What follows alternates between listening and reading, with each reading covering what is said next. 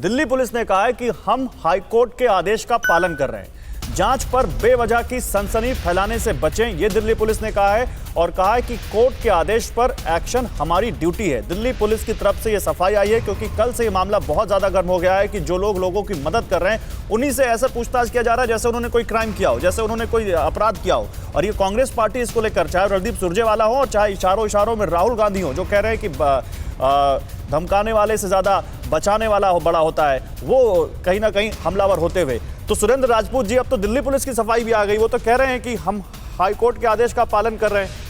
आप बताइए, उसके बाद मैं बताता हूं श्रीनिवास से क्यों पूछताछ हुई है। गौरव भाई, बिल्कुल, आप अगर हाईकोर्ट का आदेश है तो अभी सुप्रीम कोर्ट का भी आदेश आएगा। इनका दिल्ली पुलिस के लिए हाईकोर्ट और सुप्रीम कोर्ट के मतलब शायद कहीं दूसरे हैं। और अगर इन्हें ईमानदारी से पूछताछ करनी होती तो रोहित चहल भी मदद कर रहे हैं, इनके पास भी आए होते। सीआर पाटिल के पास से 5000 से ज्यादा रेमडेसिविर मिले हैं, उसके पास ड्रग लाइसेंस हो तो जरा पूछ लीजिए। किसी ने भी पूछताछ की, गुजरात प्रदेश का अध्यक्ष है और एमपी है। उसके बाद आप बात करिए गौतम गंभीर के पास से, उसके बाद आप बात करिए महाराष्ट्र में रेमडेसिविर एक पूरा कंसाइनमेंट भारतीय जनता पार्टी के बड़े नेता के पास से जब पुलिस पकड़ती है तो वहां के पूर्व मुख्यमंत्री देवेंद्र फडणवीस उसको छुड़वाने के लिए पहुंच जाते हैं। तेजस्वी सूर्या सांप्रदायिक एजेंडा लेकर के बेंगलोर जाते हैं। मैं सुरेंद्र राजपूत जी, आप जो सवाल बोल रहे हैं इस पर रोहित चहल जवाब देंगे, आप जो सवाल पूछ रहे हैं। लेकिन जहां तक श्रीनिवास का मामला है, जहां तक दिल्ली पुलिस की पूछताछ का मामला है, ये तो कोर्ट के आदेश पर हो रहा है, इसमें आप बीजेपी को क्यों घेर रहे हैं?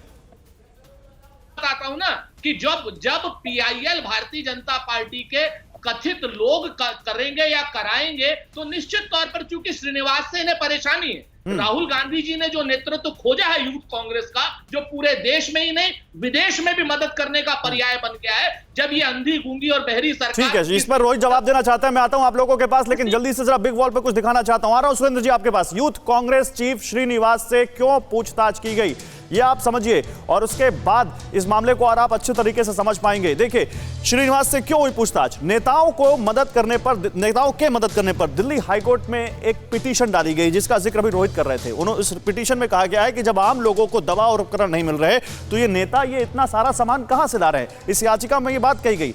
याचिका में कहा गया कि नेता मुफ्त में मदद कर रहे हैं, लेकिन ये तरीका गलत है। देखिए, ये याचिका में कहा गया। याचिका पर हाईकोर्ट ने मदद की मुहिम चला रहे नेताओं से पूछताछ को कहा, और अब दिल्ली पुलिस कह रही कि हम तो हाईकोर्ट के आदेश का पालन कर रहे हैं। और उसी आदेश पर ही दिल्ली पुलिस की क्राइम ब्रांच ने यह जांच शुरू की है और पूछताछ करने इन नेताओं के पास गई है।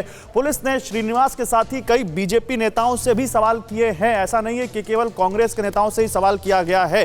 तो श्रीनिवास से क्राइम ब्रांच ने क्या पूछा, अब ये भी जान लीजिए। फिर चलते हैं अपने गेस्ट के पास। श्रीनिवास से क्राइम ब्रांच ने करीब आधे घंटे तक सवाल किए हैं। श्रीनिवास बीवी, जो कि बहुत बड़ा चेहरा बन गए हैं मददगार के तौर पर, और कांग्रेस में भी उसको लेकर कहीं ना कहीं कुछ अलग राय है, वो भी उस पर ही बात करेंगे। लेकिन लोगों को किस तरह से मेडिकल हेल्प पहुंचाई जा रही है, यह पूछा गया श्रीनिवास से।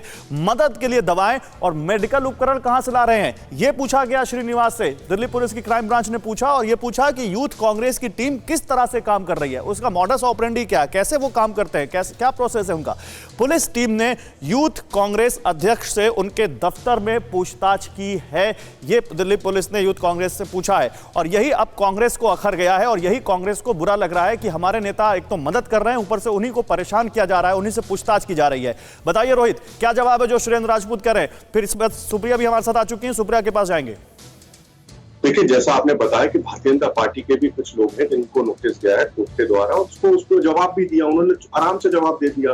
अब अगर भारतीय जनता पार्टी, अगर मोदी जी, अमित शाह जी, जिनके लगातार जिनकी माला सुबह शाम तक जपते रहते हैं, जिनको उनको नींद नहीं आती जब तक, लेकिन जब तक अगर नहीं, लेकिन आरोप तो ये है कि याचिका भी बीजेपी के लोग लगा रहे हैं। सुरेंद्र राजपूत तो कह रहे हैं बीजेपी का ही पूरा सब कुछ किया, पूरा प्लान है। मैं वही तो कह रहा हूँ। तो भारतीय जनता पार्टी के लोगों के पास ही नोटिस भी साथ साथ क्यों आ रहे हैं। और अगर चोर की दानी में तिनका नहीं है, सुरेंद्र राजपूत जी के लोगों ने कुछ गलत नहीं किया, तो डरने की क्या जरूरत है। कानून है, कोर्ट में जाएंगे, बता दें कहां से आए। नहीं, बात डरने की नहीं है, बात डरने की नहीं है, बात है डिमोटिवेशन की। बहुत सारे लोगों को मदद की जरूरत है, और ये हम सब जानते हैं कि सिस्टम फेल हुआ है, ये हम सब जानते हैं, सरकारें फेल हुई हैं।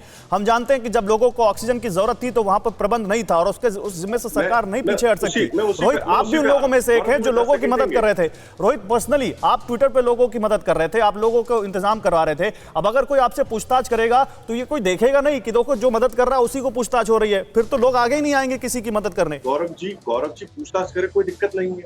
अगर मैंने कुछ गलत नहीं किया तो मुझे डरने की जरूरत है। एक बात, दूसरी बात देखिए, जहां 500 सिलेंडर इकट्ठे करके रखे जाएंगे और हॉस्पिटल से सिलेंडर नहीं होंगे तो पुलिस तो पूछताछ करेगी कि भैया आपके पास कहां से आ रही है ये ऑक्सीजन, कहां से अच्छा, आपके पास इंजेक्शन संजीव आ झा, रही है, क्या आप इस बात को किसी सही के पास मानते नहीं हैं? है। क्योंकि दिलीप तो पांडे ने भी पूछताछ कुछ में ऐसा दिक्कत ट्वीट क्या किया है? था। दिलीप पांडे का ट्वीट मुझे याद है, वो कह रहे थे उनसे भी पूछताछ के लिए कहा गया है। संजीव झा, आपका क्या मानना है? सुरेंद्र जी, आ रहा हूं मैं आपके पास।